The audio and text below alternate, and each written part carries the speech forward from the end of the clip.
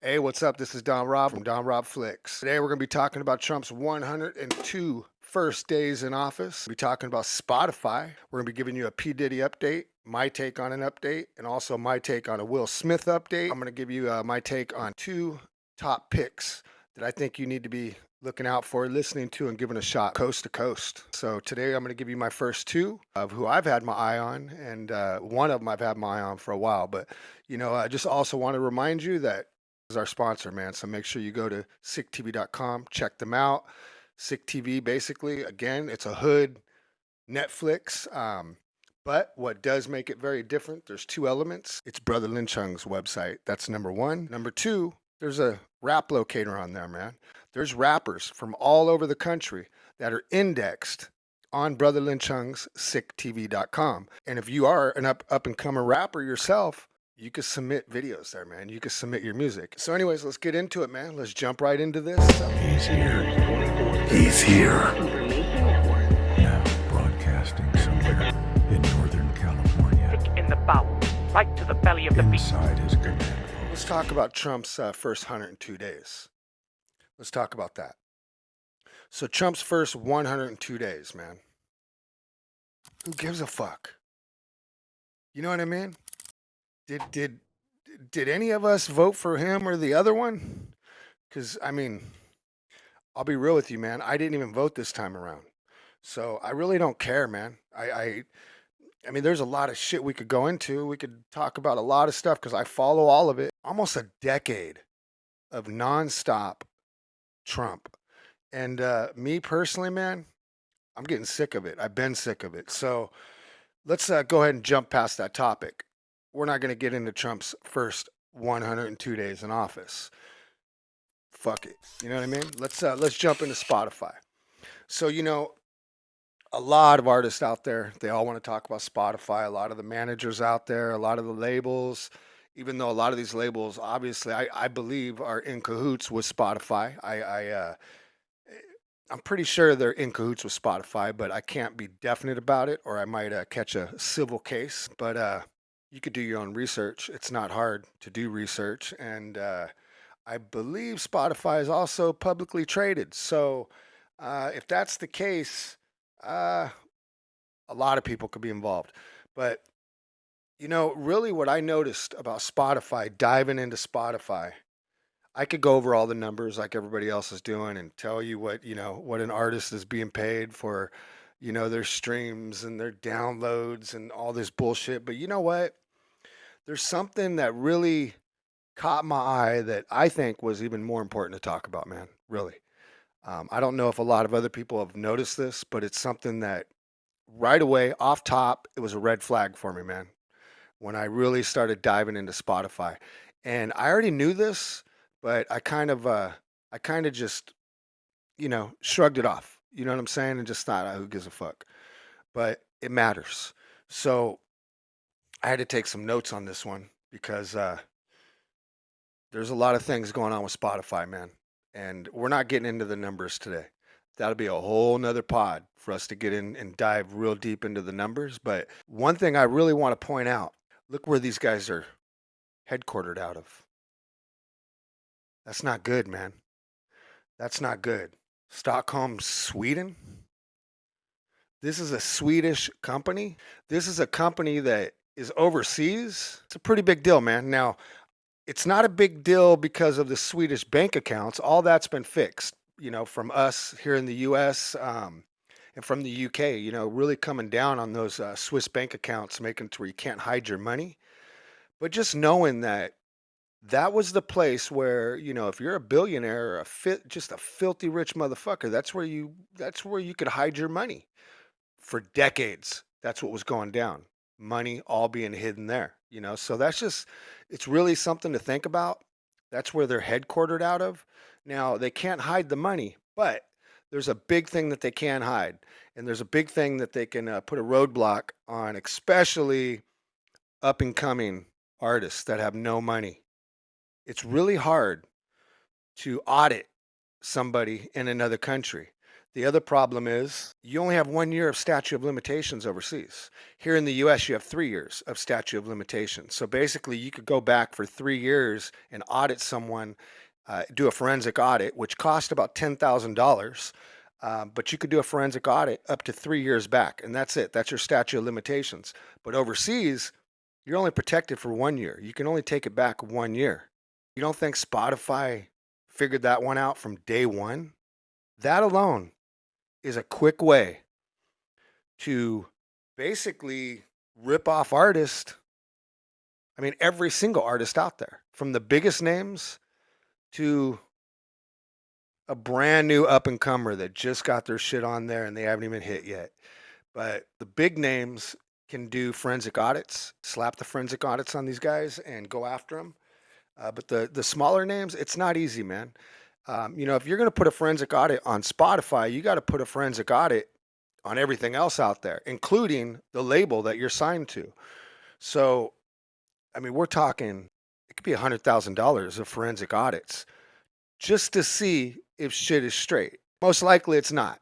Most likely there's a lot of money there that's left out for the artist, for the producers, for everybody involved in the projects, man. Anybody that has credits within that project is basically being fucked over, man, is what's happening there. So, I think really the only way to fix Spotify problem, everyone needs to just pull their shit off Spotify. That's the only solution, man. It's no different than being a part of a union and picketing. You got to picket in order to get your way. You got to jump ship basically and tell them, hey, you're not going to be in business without us if you're not going to take care of us. Recording artists need to do the same thing. Straight up. Here's another thing that bothers me. Why is it podcasters like Joe Rogan's of the world can get $100 million contracts? Where's the contract for Lynch? I'm sure Snoop's thinking the same thing. Like, where's my contract? Where's all these contracts, man, for the recording artist? They're giving them out to podcasters.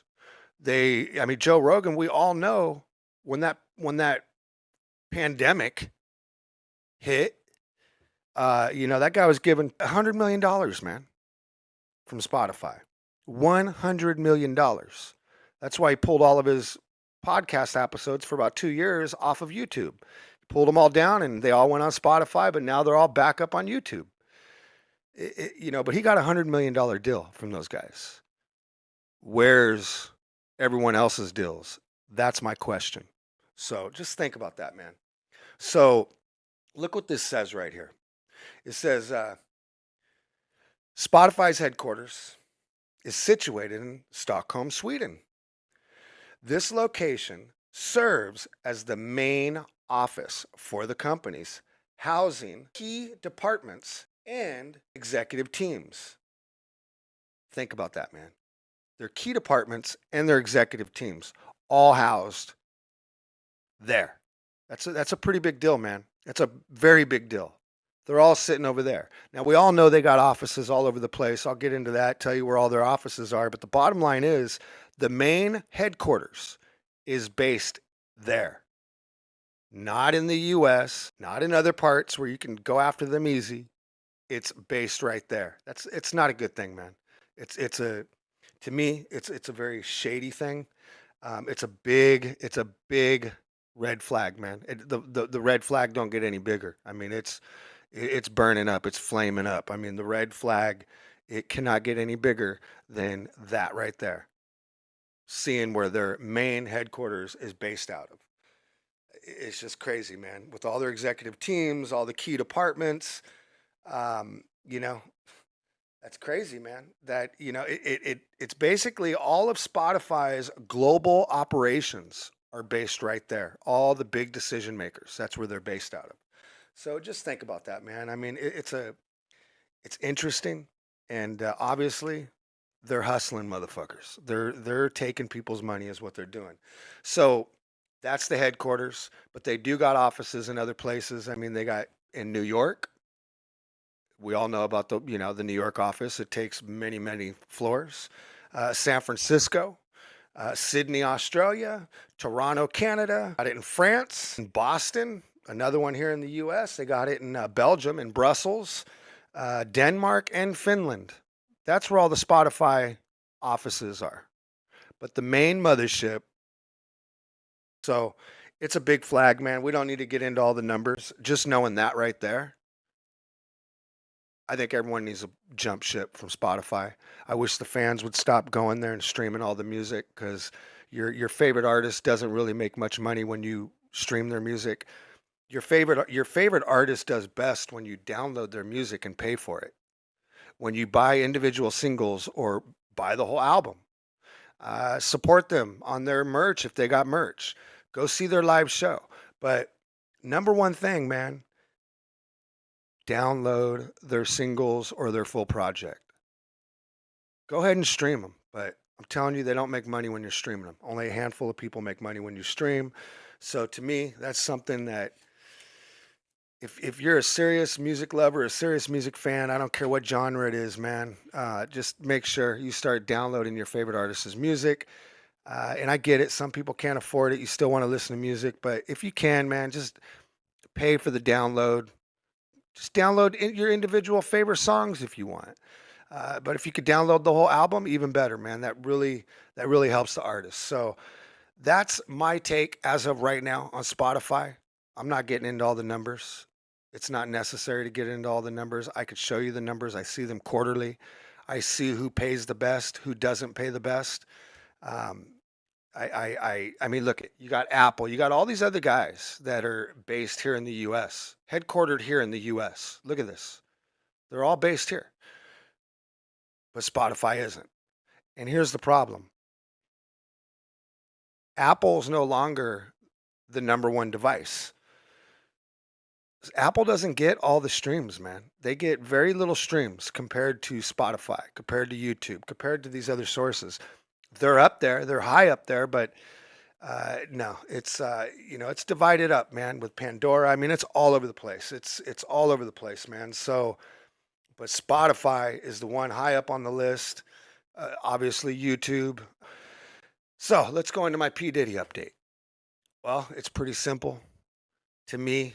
Well, let's just watch this real quick. He might not have been mentally capable of crimes due to drug use. Sean Diddy Combs' legal team argued he may not have been mentally capable of committing crimes due to substance abuse, prompting prosecutors to file a motion to exclude testimony from psychiatrist Dr. Ellie Owen, stating the notice testimony relates to the defendant's diminished capacity to form the mens rea required to commit the charge offenses. In other words, a mental condition bearing on the issue of guilt. Combs faces charges of sex trafficking, racketeering, and fraud with a minimum of 15-year sentence and trial set for May 5th. Prosecutors emphasized that proving mens rea or guilty mind is essential writing to secure a conviction. Prosecutors must prove not only that the defendants committed the crime, but that they did so with a guilty or blameworthy mindset. What? I think this is just a Hail Mary, and it is like the last item in the box. He's finished. But like, at the end of the day, and he's never going to see the light of day. He is everything that we've seen, all the people coming forward and everything. This, like you said, Tom, Hail Mary, grasping for straws. Oh, now he's mentally. So that means, you know what it is? He did all that stuff. He did it. Everything that you did. That's what the lawyer's saying. That's what the lawyer's basically saying. The lawyer's indirectly saying that he did all the crime. He did commit the crime. Thank you. That's what that says. Yeah. I don't know what the hell's going on with Diddy. What they're grasping at straws to do this. I've never heard of mens rea. There's probably more likelihood that he was hanging out in the men's restroom at this point. But the whole, you're doing drugs, so you don't know what you're doing, buddy. I grew up, born and raised in the nightlife scene in Miami. I've seen people on cocaine, ecstasy, MDMA, GHB. What's the new stuff they're doing these days? 2C. That's how you learn to spell the whole Miami. deal. Never once were they like, yeah, I had no idea that I was doing organized crime for years. Stop it, Diddy. Stop it. So you do realize that by his attorney saying that, his attorney is basically saying he did all this, but, he was out of his mind and he was on drugs. He didn't mean to do it. That's what his attorney is saying by saying this. I mean, there's so many other cards, right? If you didn't do something, there's so many other things you can say for your defense. Not that my guy was out of his mind on drugs. He couldn't make the right decisions. So I don't think we're going to see P. Diddy anytime soon. I think P. Diddy, he's going bye-bye, man. And he's going to be singing songs with you-know-who. You know what I'm saying? They both got issues, man. So, P. Diddy, peace out. I never liked his music anyways, man. I was never into that motherfucker from day one. From day one, I thought P. Diddy was a joke. I really did, man. I looked at P. Diddy the same way I looked at MC Hammer. Some people are gonna get mad at me when they hear that. They're gonna be like, "Oh no, fuck that Hammer. Hammer, you know, he put in work for the town." Who cares, man? Hammer fucked off his money. Real shit. He wasn't that bright, man. Fact check me on this one. But Hammer, MC Hammer had a flock of fucking people around him for no reason at all, paying all these people. I mean, it's just crazy, man. So I don't even know why I just got into that, but well, I know why I got into it because I just compared the two. Basically, I always looked at P. Diddy like an MC Hammer when P. Diddy first came out, man. I never liked that guy. He always wanted to be up in the music, be up in the music videos, you know, like Shook said. We all remember that, right? I mean, if you're my age or maybe just a little bit younger, you remember that. So, but that's not why I didn't like P. Diddy, man. I didn't like P. Diddy for, I mean, later on when I tell you my two picks right now for this week of what artists I think you should keep your eye out for. When I break it down, why, you'll figure out why I never liked P. Diddy, man, or MC Hammer. You know what I'm saying? So that's my P. Diddy update. My take on it is it's real simple. If his attorney's saying that, then that motherfucker did all that shit. And there's some funny shit being said about him, man. And he's been, you know, playing with buttholes and oils and baby oil, man. Motherfucker, man, he's Diddy, man. Diddy did it. That's my take. I could be wrong. We'll see. Only time will tell. But I think Diddy did it. Definitely. And it's just my opinion. So I shouldn't say definitely, but I think he did. So, Will Smith update. Look at this, man. Look at Will. Worried about being a part of Diddy. I don't have shit to do with Puffy, so y'all can stop all that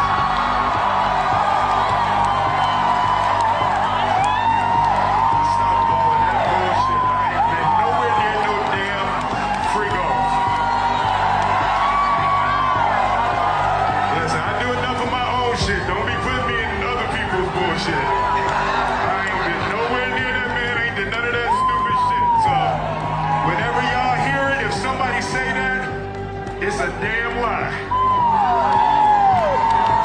I don't even like baby oil.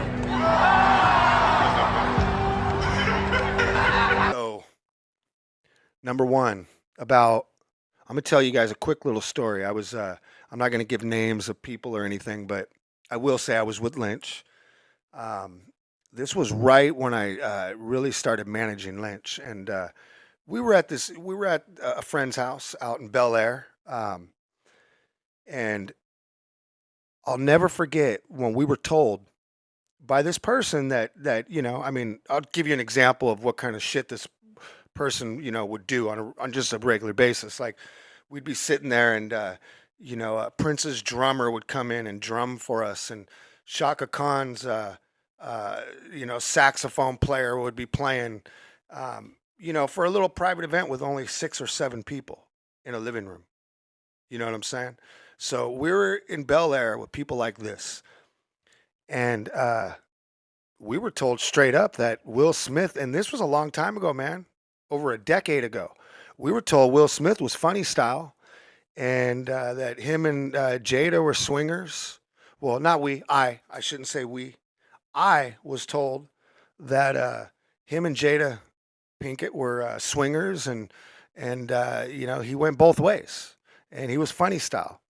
That's what I was told. I was told that, man, I think over 15, almost 20 years ago, I was told this. Now, go back to his first big Hollywood blockbuster.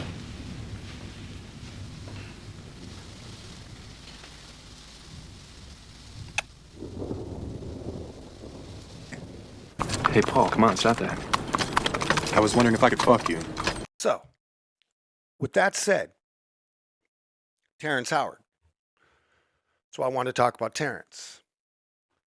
You know, Terrence just turned down the Marvin Gaye movie because, well, I'll just let you hear it from Terrence's own mouth, what he said. I'm asking Quincy, I'm hearing rumors that Marvin was gay. And Quincy's like, yes. Oh. He went around it with everything? And I was like, no. And I'm like, I could not. So, Terrence Howard, yeah, some people could say this dude's crazy. He's off his rocker. He basically has left Hollywood because I don't know. I mean, he's a smart guy though, man. I like Terrence Howard actually. I think he's had some great films. I think he's an amazing actor.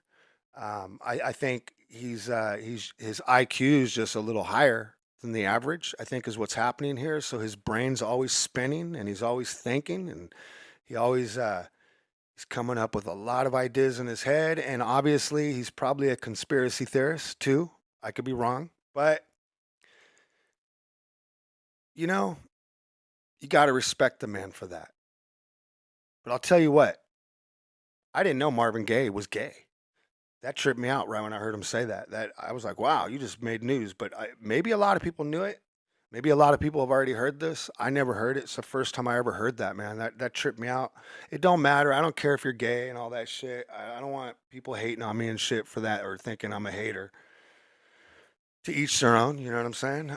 But it just tripped me out, man. It trips you out when you hear that certain people are different than what you thought about them in your own mind, right?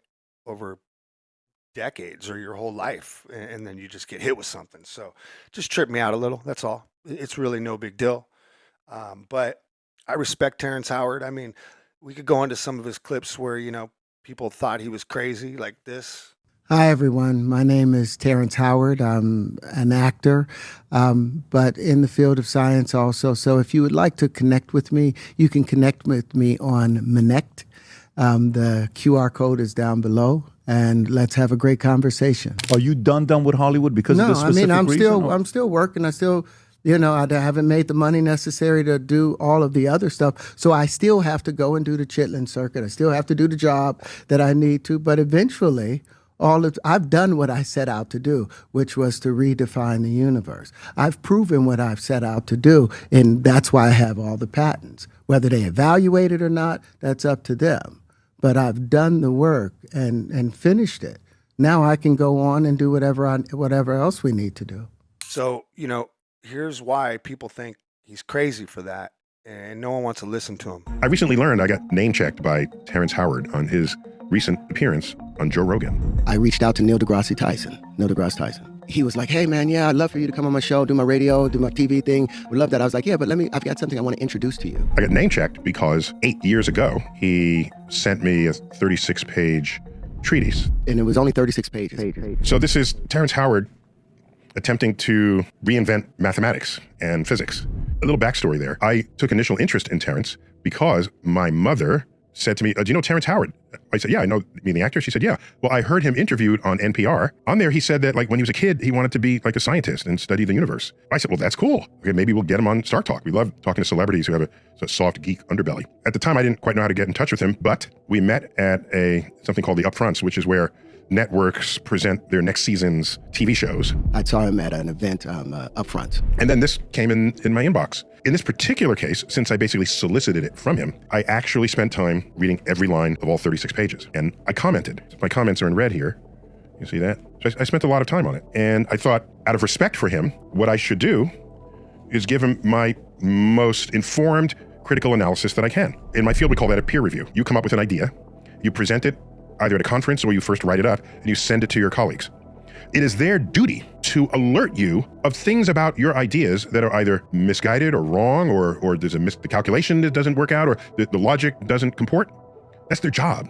Not all ideas will turn out to be correct. Most won't be. But to get to that point, you need to know things like, what has everyone else said about this same subject? Am I repeating someone else's work? Is this a new insight that no one else has had, but has foundations that are authentic or legitimate or objectively true? Am I making a false assumption? Am I making an assumption that someone else has already shown to be false? All of this goes on the frontier of science. Let me make it clear that I'm delighted when I see people with active minds trying to tackle the great unknowns in the universe.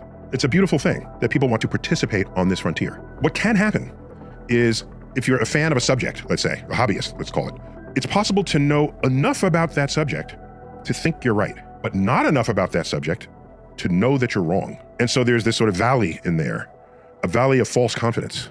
This has been studied by others, and it's called the Dunning-Kruger effect. It's the phenomenon where a little bit of knowledge, you over-assess how much of that subject you actually know. And then when you learn even more, you realize, no, I didn't know as much as I thought I did. So then there's a sort of a lull there. And then when you learn even more, you come back up. Ultimately, learning enough to know whether you were right or wrong. To become an expert means you spend all this time. It doesn't happen overnight.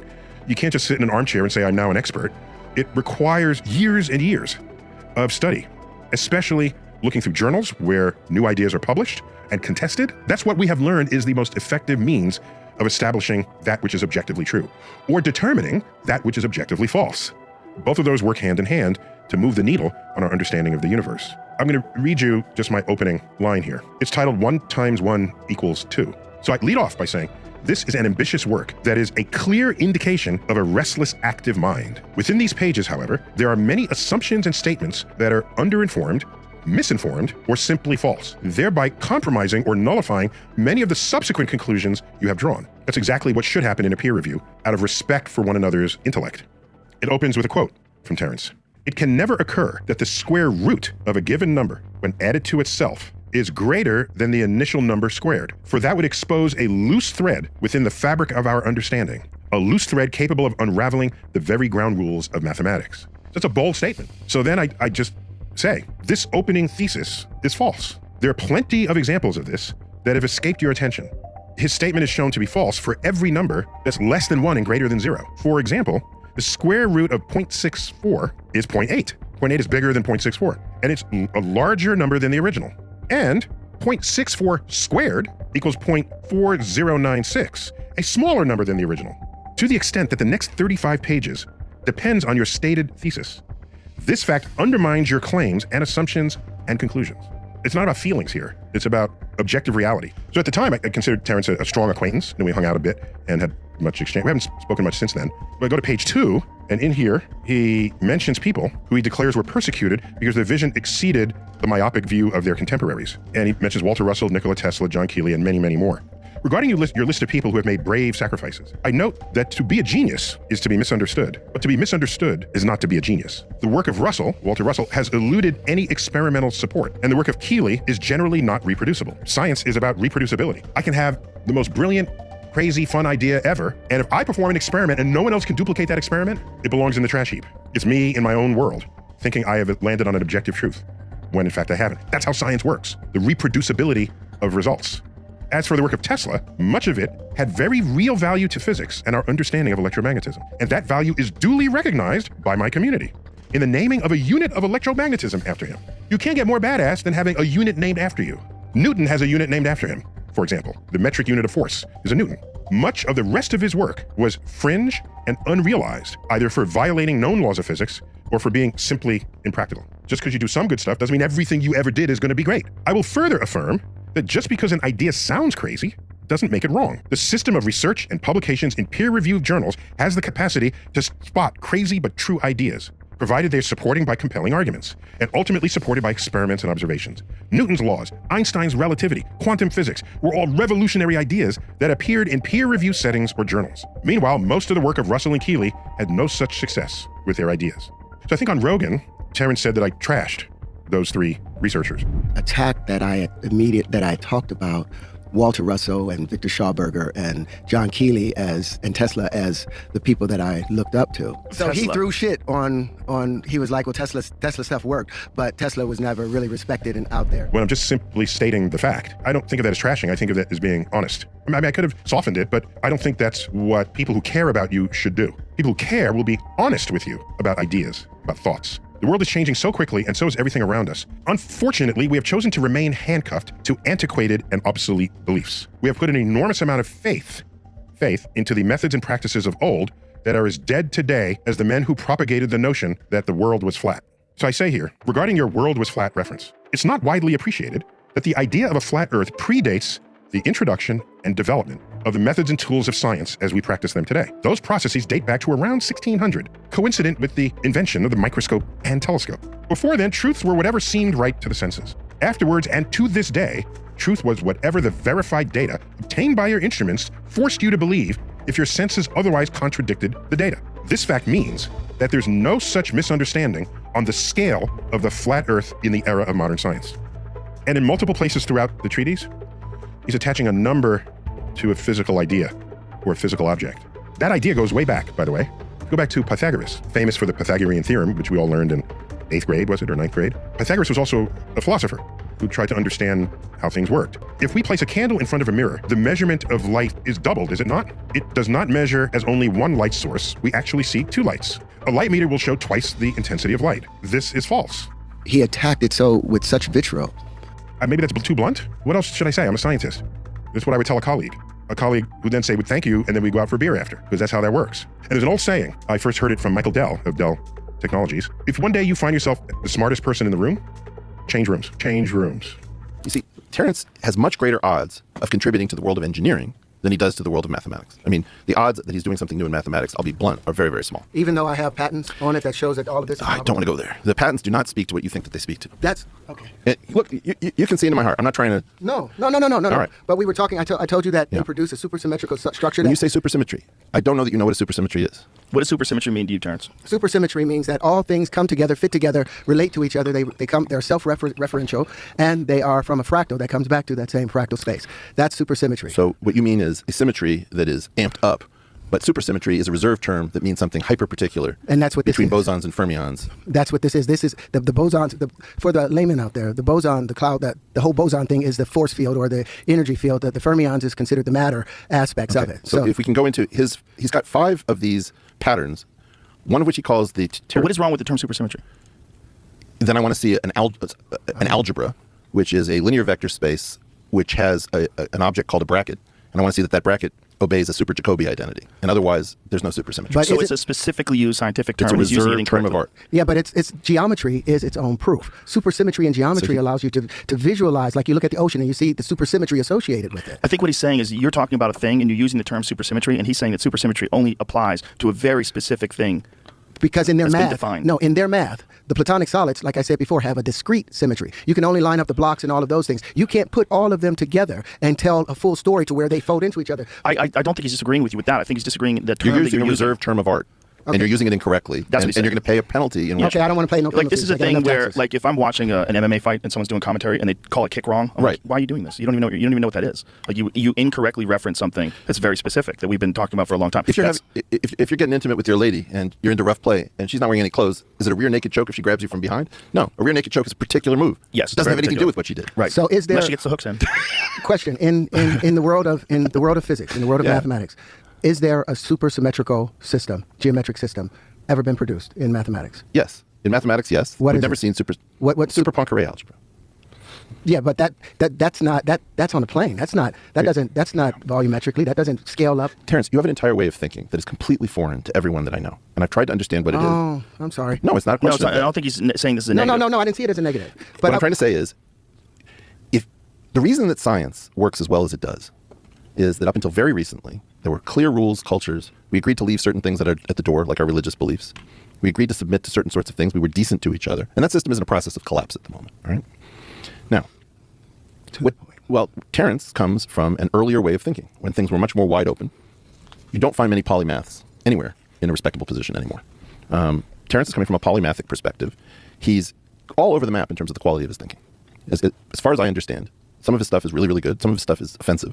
And it's everything in between. Now, I'm not gunning for you. No, I don't take that offensively. Okay. I take it in the fact that you're here. But let's get back to what I was saying about having, if my pieces naturally come together and form those same structure. Well, here we have... How do they not, Eric? I'm going to show him. Here's where 12 bubbles meet. If you go to the yellow one right there, Jamie, please tap on that. This is where the negative space where 12 bubbles meet. I call this the Arbrian. I named it after my oldest daughter. Okay. You can take a look at it and how it behaves. Here, Joe. Okay. So you can have it. And you can have a larger one or a smaller one. By the way, I would be honored to have give you some of these anything that you make of this type in my home. It's very, very cool. So when I put 10 of them together, they look like this. Yeah. I put 20 of them together, they make a natural icosahedron. Yeah. Without breaking any rules. I'm saying that I believe in this. This I don't disbelieve. I haven't gone through the math, but I don't disbelieve this. I said the same thing about one other thing. So here's the light unit. If you'll go back to the green, Jamie, please. This is the light unit. Now we're going to get into some stuff that's not going to be so much fun, but it is going to be, you are going to get what you want. No, you're going to love this. You're going to love this because what I'm going to show you, as I said. Whoa. And what you said concerning, here. Now look at that. pretty Put that down, and it'll show you this is where I've put 20 of them together the same way I put 20 of these together, and it makes a natural dodecahedron. But what it's showing you is where electricity is being pushed into the center, and you'll see these magnetic waves coming out. It's showing you the magnetic field. So these predict and create a natural dodecahedron, whereas these come together and create a natural icosahedron. That's not something that just happens by accident. No, this isn't an accident. This is what's going on, Terrence, for me. Can you connect all these together in one big ball of fury? Yes, they just keep getting, because it's supersymmetry. Yeah. They all fit I wanna together. see That's these what and I'm these saying. together. It ain't supersymmetry, but it's freaking cool. Right. I know what you're saying. The problem is that term, right? Well, It keeps using again, that term. my point is that you can run into all kinds of terms of art in a field that you don't know well. Right. And Terrence is like, I come on your show and I do this thing, which I've never really discussed why I do it. I have this feeling that somehow Sean Carroll, 15 years ago, started talking about a suite of ideas like entanglement, the multiverse, these Boltzmann brains, whatever. And people have been talking about them ever since because it was a very successful tour. Much of the coolest stuff in mathematics and physics that's completely established, that's non-speculative, is not discussed. And I don't know why. And one of the things I tried to do is I tried to show you the Hopf vibration. I tried to do the thing about the Dirac string trick. Terrence is bringing cool stuff from the world of geometry. It's a proof, effectively, that people don't know where it's coming from. A lot of this is real as geometry. If you look at the thing that he calls the Terrenton, right? The Tetrian is the Tetrian. The Tetrian is Okay, just so the the Tetrian that is the thing that is closest to us, the black thing that is closest to us. That one. So he then starts to make noises about it, and he says things that I don't love, which are that those faces he associates with the electric field, and the vertices, which sometimes he calls vortices, and sometimes I'm not quite sure, he associates with the magnetic field. Yes. Now, I don't have a clue why he saying says the next thing, which is, and because the number of magnetic and the number of electric things are balanced, they cancel out, and therefore it's the weak force. And to me, it's just like super cool stuff, and then suddenly turns into horseshit. But listen, why? Here we have those two tetrians on the end. They both have equal poles, 4 electric poles and 4 magnetic poles, according to how I see it. That where magnetism is spinning off of the tips, the vortices, because it's no longer able to maintain that center space of spinning centrifugal. I don't know what the hell you're talking about. What brought you to that conclusion? With what? The way you're describing the energy involved in this. Well, anytime you look at electricity, that was one of the things that Victor Schauberger was talking about. Electricity it's when water starts to spin to the right, it cools down. That's the natural nature of electricity. Electricity is colder. It flows better in the coldest environment. So as it's cooling down, as it's spinning down to a higher point, trying to get to that higher point, that's the highest point there. It's looking for the highest density. That's the north. North is always the highest density. South, no matter where you are, south is always away from the higher point when you're talking about universally, not talking about geographically on the earth. North is always seeking a higher position. South is always seeking a lower position. That's based upon stuff that Walter Russell talked about, based upon the stuff that Victor Schauberger talked about. But it's a problem with the definition of the words, the terms. Right, but your description of electromagnetic force and magnetism, like what is happening that it's bringing you to this conclusion that you're so specifically saying that something that you literally can't even see with the human eye is happening very clearly. I'm saying 4 magnetic fields are pushing in on that area. I don't see magnetic fields. I see those spheres. Would be magnetism. What does magnetism do? It expands out. What brings you to the conclusion radiation? that electric... Well, let's say radiative field. Let me use the term radiative. Do you know what we think electricity and magnetism are? You think it's the same thing? No. Part of the same force. They got them coupled together. Jamie, could I ask you to find a Faraday tensor? Yeah, what I was trying to get to the conclusion, like magnetism and electricity, like what brings you to this definitive conclusion that you can so clearly state that this is what's happening there? Well, based upon anytime there's an electric force acting on something, it causes a cavity. Electricity is always pulling in from the inside. It's always trying to tighten the density. And you assume this energy exists in the flower of life. Why? Because that's where all those circles, the overlapping circles, they represent the magnetic field. They represent the radiative field that's coming out and coming back. Well, why does a bubble take the shape of a ball?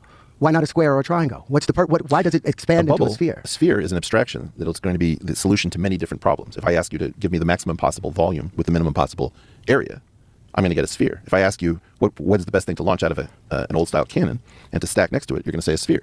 Then you have a question about, is that the same concept of a sphere? You know, if I take the 3-dimensional sphere of unit quaternions, is that the same concept of a sphere? You are in part freely associating repeatedly between things that remind you of other things. Now you have an incredible storehouse of things between your ears that you know to associate with. And your brain is like, I mean, in part, it's like, if you think about the totality of your brain, it's like a Ferrari engine and a Volkswagen. The Volkswagen chassis is not capable of supporting something else that you're doing really well. And so what you're constantly doing, as far as I can tell. So the chassis being education, formal education. It's not just that. I mean, it's in part, people who see many connections are often bad at cleaning up their own stuff. And people who don't see connections are often very rigorous and they don't do shit for their entire life. Number one, he's not college educated. And that's going to, that pisses a lot of people off when you hear that. If you have no college education, you might get offended, right? But the thing is, You know, he's not peer reviewed. He's, you know, he's never written any papers. It means so much more if he has that behind him, and he will be respected and listened to by scientists from around the world if he had that. And unfortunately, because he doesn't have that, people think he's a whack job. They think he's crazy, straight up. You know, it doesn't sound right, and he can't rewrite physics, especially if he's not educated. And it doesn't help when he talks about how he lived all these other lives and he has memory of these other lives that he's lived in these other bodies. So, you know, and I agree. You know, once I really, really watched the interviews when he's talking about those things and talking about that and remembering like coming out of his mom's, you know, coming out of his mom, and he remembers that like that day that he was born. Either he's a liar or he's crazy or he believes his own craziness or he's schizo. I don't know, man. I don't know. But my whole point is he didn't do what Will did, and he still has an Oscar. Something to think about, right? It plays into what I heard 20 years ago about Will. So I don't know, man. And also, his new music is bothering me, man. Goal scored on these boys. I done won damn near every single award on these boys. So what the fuck? You know what I'm saying? Guys, listen. I'm kind of older, man. And some of you listening, I'm sure same age as me. We all know Will Smith was, you know, he was like a rapper for kids. You know what I'm saying? He was kind of like, I would compare him if you're gonna compare comedians. I would say, and this is probably bad to say this, but I would say he's like Bill Cosby when it comes to comedy. You know what I mean? He was a clean rapper. He was a clean rapper. You know, parents just don't understand. You know, things like that. You know, he wasn't really known for being gangster, being hard and shit. And I've heard some of his new little things he's been dabbling with, like this right here. believe me, they tried to bleed Will Smith in the rear view. I see adversity was the gift to lift me higher. Gifts.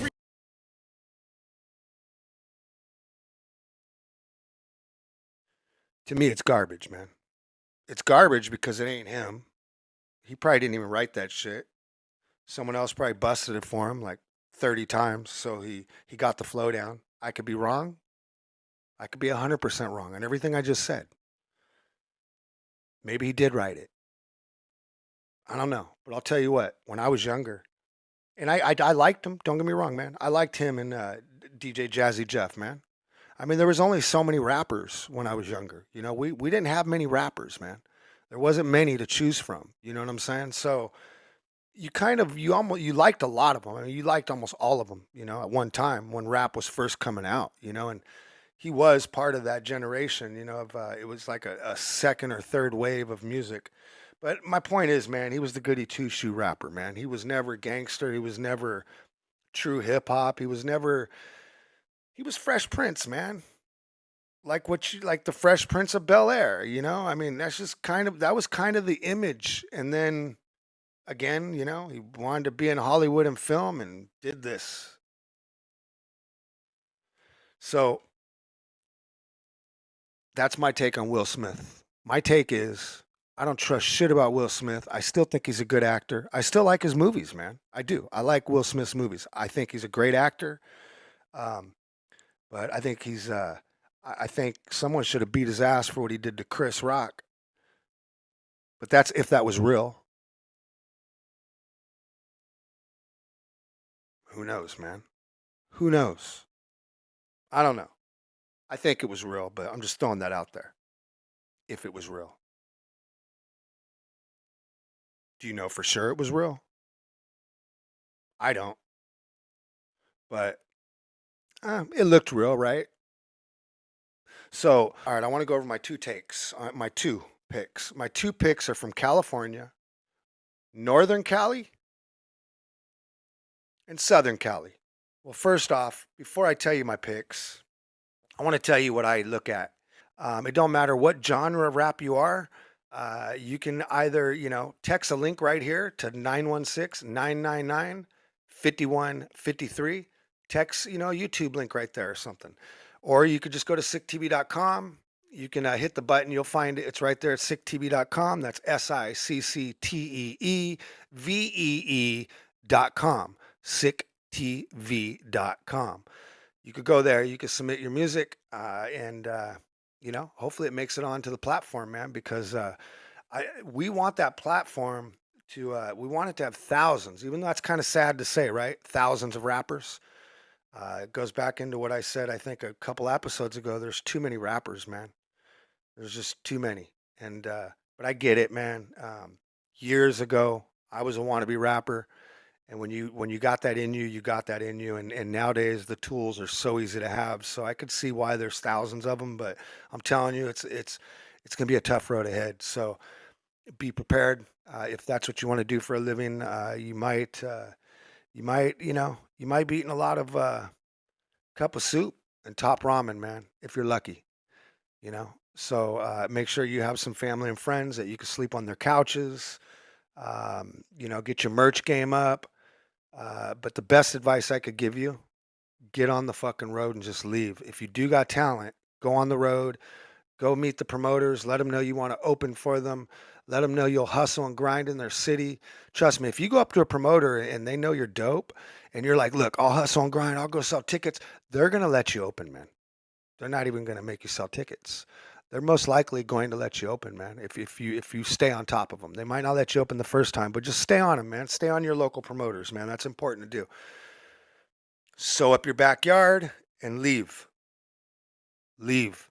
You can't stay home and blow up, man. It don't work that way. But maybe you can in this new era, man. With social media and just doing content and acting like you're leaving, throwing up a green screen or something and acting like you're going somewhere. I don't know. Or just getting hits that way. But I do think you still, the roadmap is still the same when it comes to live performances. You need to be out there. You need to be in front of the people. They need to feel you, man. They need to see you. They need to see your stage presence. They need to hear you. They want to meet you, man. So just keep that in mind. But anyways, what I look for, it's real simple. All right. I look for, well, number one, their lyrics. Are their lyrics dope? Are their lyrics deep and unique?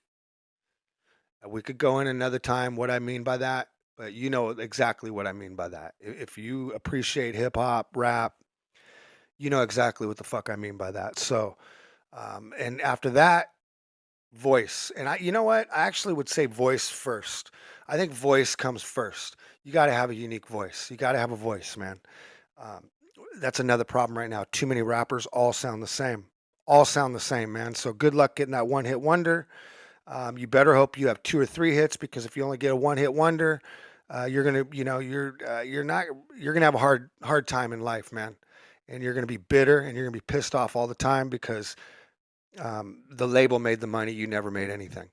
You need more than that one hit wonder, man. So just keep that in mind too. So image and stage presence, definitely, that means the world, man. Like, image, on the visuals, can they put out a good visual? Can they get on stage and perform? Can you perform that music the way it sounds? Or are you chopping in when you're recording and you're not memorizing your shit and you can't hit those patterns when you're live? Or are you authentic or are you fake?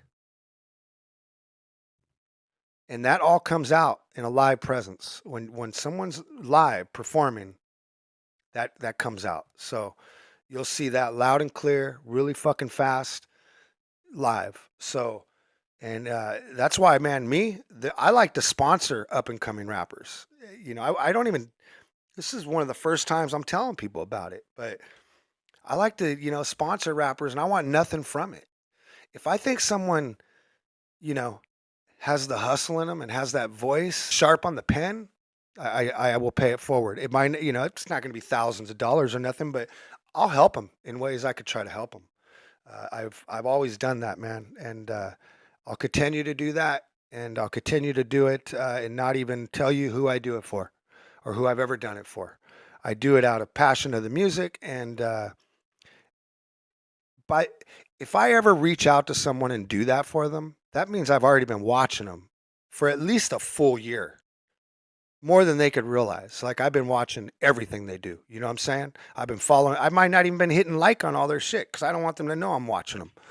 I know that sounds funny style to you and shit, and I'm not important or nothing. But you know, they don't. No one needs to know. You know what I mean? And work ethic. Are they hungry? You know, are you willing, like the old song, you know, Gone Till November, are you willing to leave and leave your family and friends and go hit the road and see if you got what it takes? Or are you, can you do that? Can you, are you married and have kids and you can't leave?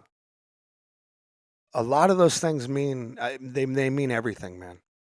You got to be able to go hit the road and not have a bunch of baggage that's going to hold you back from the road.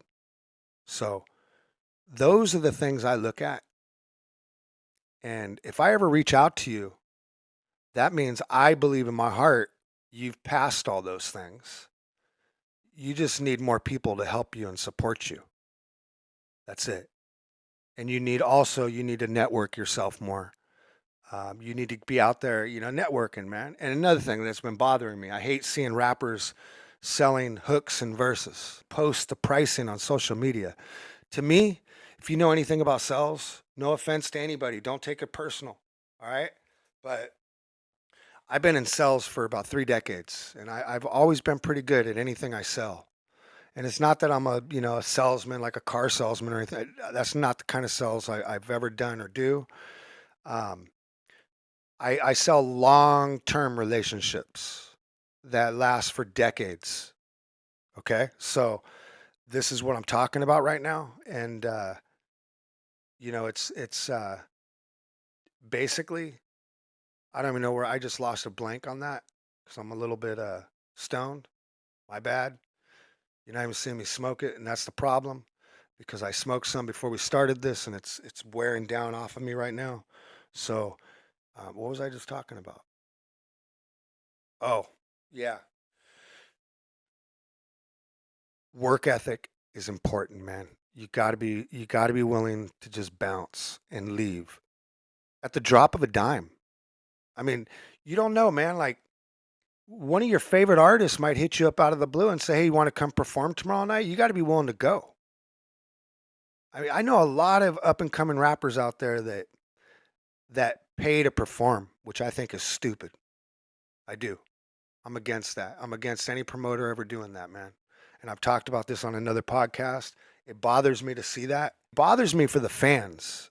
That's who it bothers me for. But I know why some of these promoters are doing it. But really, it's the new promoters doing it, and they think that's the game and that's what they're supposed to do. And guys, that's not what you're supposed to do, man. Basically, you've turned it into a hustle for yourself, is what you're doing. And maybe the headlining act that you booked, you shouldn't be booking because you can't afford them. Maybe that's what it means. Maybe you don't got any backing. Maybe you're not a great promoter that, you know, you can't pack the house. So you think you need to have 10 different openers so they can all bring their friends, and maybe that's how you'll pack the house and you'll get lucky.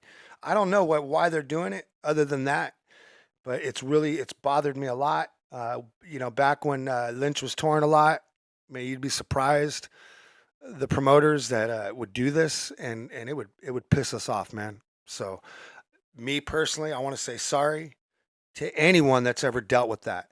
Any of you that's ever had to deal with that, man. And you had to sit there and listen to 5 or 10 different openers that you didn't even really know were going to be there. And by the time our openers get up there, you're already fucking tired, man, or burnt out. So anyways, my first pick out of Southern California. And it's different than what you would even think I would pick. But to me, they have everything I mentioned. All right? They're out of San Diego, California, and it's the Neighborhood Kids. I think they're dope.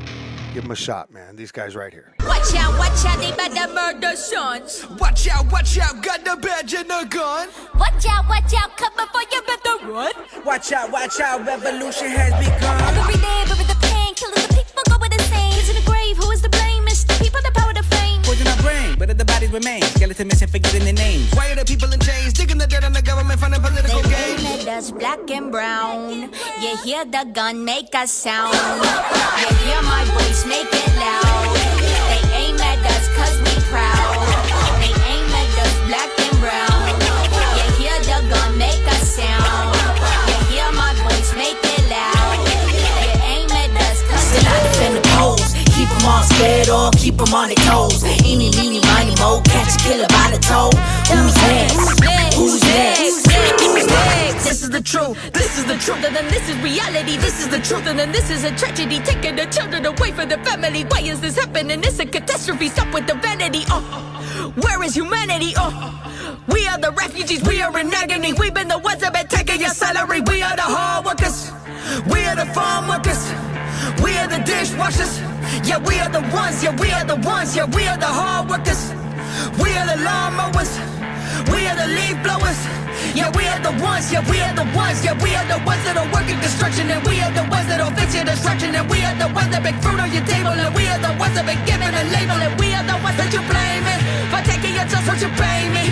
We are the ones working minimum wages. And we are the ones with our kids in the cage. And what is war? And what is peace? And what's our business always in the Middle East? They take stakes and make tanks and make banks. The West Bank, they bang bang and gang bang. They slave trade and slang things like AKs, grenades made to raise flames and make ways to end race. Why? It's for the Money and the power. It's the higher ups and they be hungry and devour. Rich eat the poor, but I hope it stays so sour. The house of cards will fall and soon the world will all be ours. Hours on the clock, go tick tock. Your wristwatch has been stopped. The rich watch your kids' thoughts and get taught to keep them lips locked. And it stops when kids are taught through hip hop. It's hip hop, 4 elements combined. This that type of feeling that be running through your spine. It's the MCs that be holding on the mic. It's the DJs that be scratching all the time. It's the B-boys that be spinning on their minds. It's the graph heads that be writing on the signs. And it's hip hop,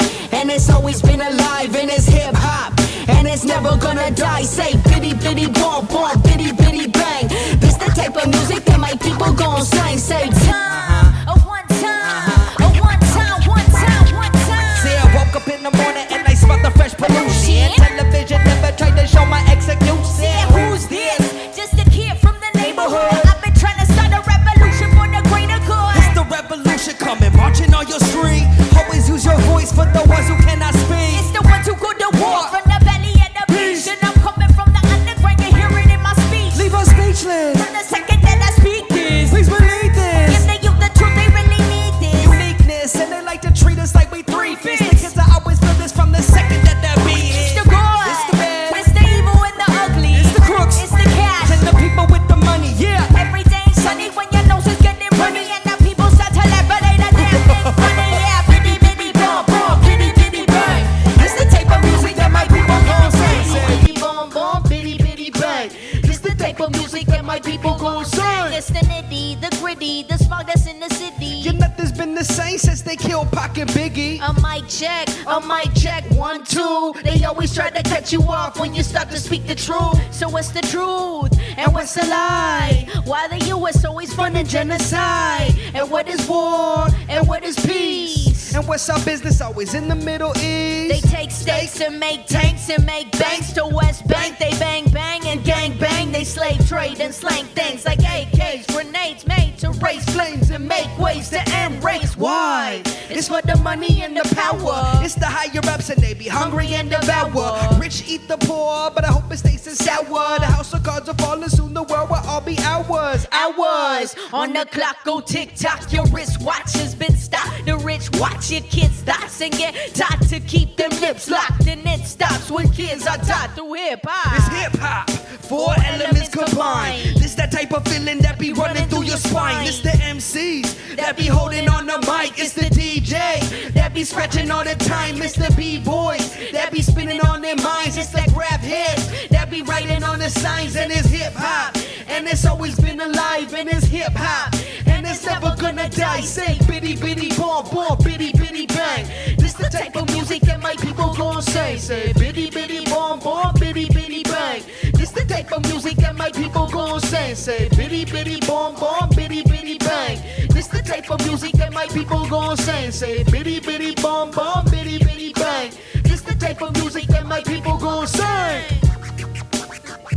They were established in 2020 by Verde, by these the first two artists, Verde and I believe it's Anon, the MC. Anon, the MC is his name.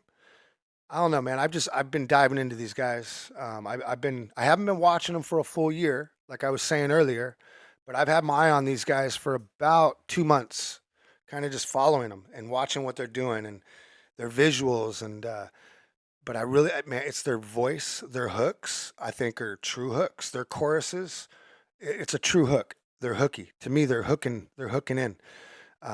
They had one hook that reminded me of like a Cypress Hill style of hook, back in the day. But I don't know, man. I just think they're dope. You should give them a shot, man. They are a little more revolutionary hip hop. They're not, gangster.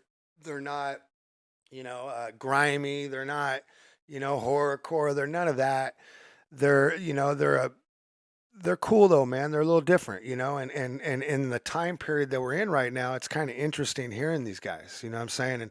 And hearing their take on some of these things because it is coming from their life and what they live, you know what I mean? So, and as someone that's been listening to rap since the birth of it, basically, you got to have meaning behind your music, man. And to me, these guys have meaning. And meaning can come in many different ways, man. It really can. You know what I mean? It could come in straight up, lyrics like this, or it could come in metaphors in many different ways.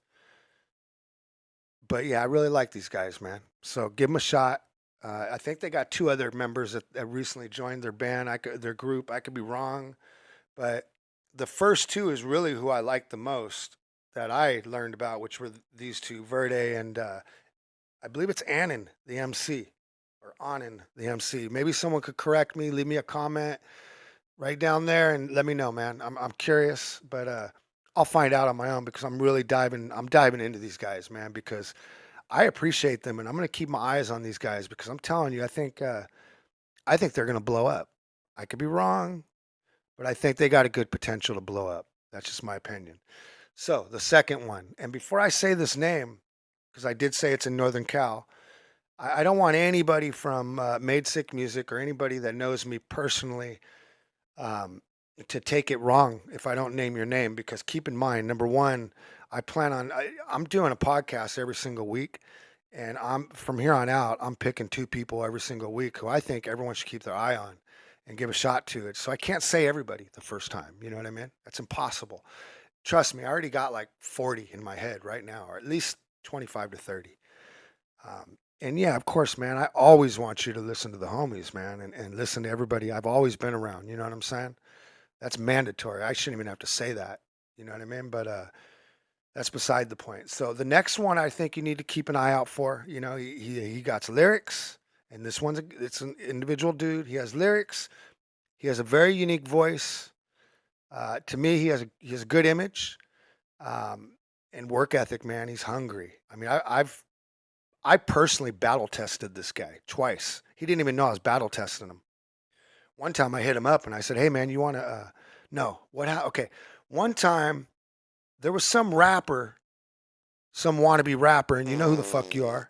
Some wannabe rapper wanted to battle Lynch, and the dude had like, I think 100 followers, and whenever he'd put a video up, he would get like 1 like, and but he would reach out constantly, DM, and next thing you know, he just started talking shit about Lynch, like trying to battle rap, and his raps were garbage, man, to me.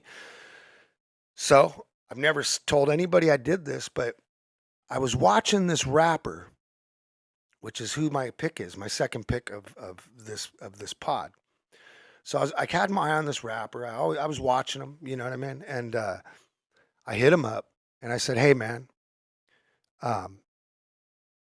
you want to battle rap this other rapper that thinks he could battle rap?" And right away, this dude was like, "Yeah, man, when? What do I got to do? What do you want me to do?" Yeah. I mean, we didn't even know each other. I hit him up on a DM. Real shit. And I said, I think I gave him like a 2-day notice, man. Or maybe like a 4-day notice to go from Northern California out to LA or Coachella. Yeah, it was in Southern California is where I was like, go, you know, are you down to do it? And he said, yeah, man, I'll go. And he went, man, with like a 2-day notice. And then another time you speed up the clock about a year after I'm really following him. And I think maybe a year and a half, there's a dude, Noble Cinema. They're dope as fuck, by the way. If you need music videos, make sure you reach out to those guys. They got great prices. You should see his studio. I mean, he has individual rooms. Man, you should check them out, man. Give them a shot if you need a music video. If you're an up-and-coming artist, if you're in Northern California, they'll even travel, man. I mean, he did a video for Lynch one time, and they went out to Southern California for us, man, and shot a video. And, you know, they did it quick, man. It was this video here. I was born in the summer. I've been here every summer. And when they ask me how to come up, I tell them grind for 31 summers. Spit and shine for 31 summers. Grit and grind for 31 summers. When they ask me how to come up, I tell them die for 31 summers. Niggas don't want to get it. I'm harder. Here's who I'm picking. Because he's battle tested, which told me he's hungry. Because both times I reached out to this guy, no questions asked. Yeah, man, I want to do that. Yeah, I'll go for sure. 100%. I'm there, man. I'm down. I mean, it's not like, oh, let me see if I got some time. Let me see, you know, it's none of that. It's, yeah, I want to do that. No questions asked. So Swift Homicide. You're dope, bro. Swift Homicide from Stockton, California. Start looking out for him. I'll leave a nigga cut up. No time for a sequel. Don't let my kindness deceive you. I'll leave a nigga cut up. That's word to my people. Your body got found in the deep hole. I'll leave a nigga cut up. Nice slice smooth like butter, like Shaft. I'm a bad motherfucker. I'll leave a nigga cut up. That's word to my mother. I'm in. Don't come play in my gutter. I'll leave a nigga cut up. Fuck a gun with a swift say. Never leave a crib without your switchblade. Stop acting like a bitch and we won't call you Mitch, babe. But if he's a snitch, dig a ditch, let a bitch lay. No llama, the only thing spitting is me. You won't hear a thing when I creep. I move swift on my feet. My intention's to be about that action, cause yapping is cheap. You reach your defeat. Somebody say that murder is my therapy. I got body parts stretched out for medicine to Bear Creek. The way your crew is ass must be embarrassing. And the beef ain't over till the pudgy pirates parrot sings. Ain't no peace, God last nigga that hopped up got socked up like knee highs. I throw up the peace sign. With my thumb out, I represent the east side. Y'all can't stand up now. Keep it Stockton on the map by taking out the competition. Hit them up with the swiftness so they witness how I vision. At first they didn't wanna fuck with me, now everybody listening. At first they didn't wanna fuck with me, now everybody listening.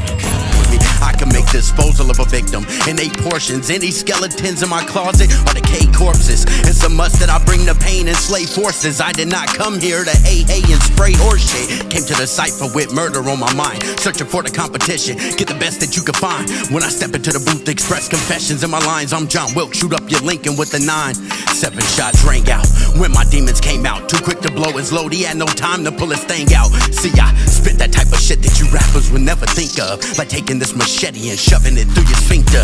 There's an aroma every time you speak up. Give me a second while I think what? Eureka, a sweaty cap and I think a repertoire of shitty bars is what you reek of. Challenge me here, your career could get vanquished because our styles compared is a function to a banquet. Looks like I'm right back in my ruthless ways, y'all can hate it. Beefing with me's like serving death row, you could get shot and ate it. I'm ice on the microphone, you yellow bellies cannot debate it. So if I am not the GOAT, then that will mean Tupac's Jamaican. Shit, when I kick ass this fast, nigga, one punch you get whiplash. Got a gun tucked for your bitch ass, keep your distance, but if you run up, you could get stabbed. I'm the scientist in this lab. You niggas are just shit slabs and ditches. Better reconsider your mission before you go and pop off at the mouth. We all know that I'm that one you should have asked about. In the daytime, I'm cool, but at night, I'm the limb seeker.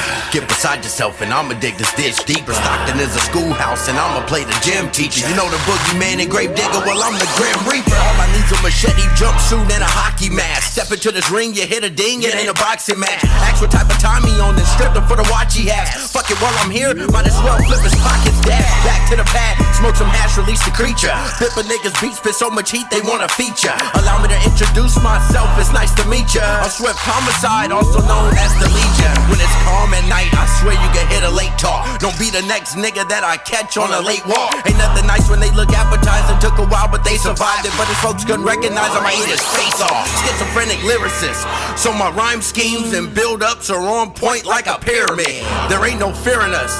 If you think that nigga Swift won't dig a ditch and put you in it, you're delirious. I did some things in my life I ain't never told. Street code makes it impossible to tell a soul. If you saw the cards in my hand, would you hold a fold? These are my confessions, fuck my blessing, hoping hell is cold. Had to hide all evidence of a body, became a cannibal. Feels like my sanity's been launched off of a catapult. Souvenirs and candles stretched over the mantle. My hands became so dirty from the streets, it's hard to handle. So left a nigga cut up in front of a store over a dime sack. Ever since this situation, I never got my mind back. I can make the sky black and cause lightning when I speak. That's hocus pocus, swarm of locusts that'll last for about a week. I had my eye on Swift, I think it was right around the time the pandemic hit. I got to go back and look at my text messages and my DMs to really see, but I think it was like 2019 or 2020 is when I first discovered Swift Homicide. And, but I watched him for a long time before I reached out to him. And, you know, we've talked here and there, man. We've talked here and there. I wanted to manage him at one time. I just couldn't. Because, you know, I manage Lynch, and it's that alone is it's a full-time thing, managing Lynch on top of what I do. There's something else I do too, and now this, you know. And I just wanted to thank you for coming out again, and you know, keep an eye out for who I just talked about, Swift Homicide out of Stockton, California, and the Neighborhood Kids out of San Diego, California. Keep an eye out for these guys, man, because I mean, to me, they're all talented. They're all young. These two picks of the week I got, they're young, they're hungry, they got voices, they got lyrics, they got the image, they got what it takes, man. And when you know, you could compare that to a lot of other people out there that don't got what it takes. So I just, you know, thank you for coming, and I'll see you on the next pod. Peace.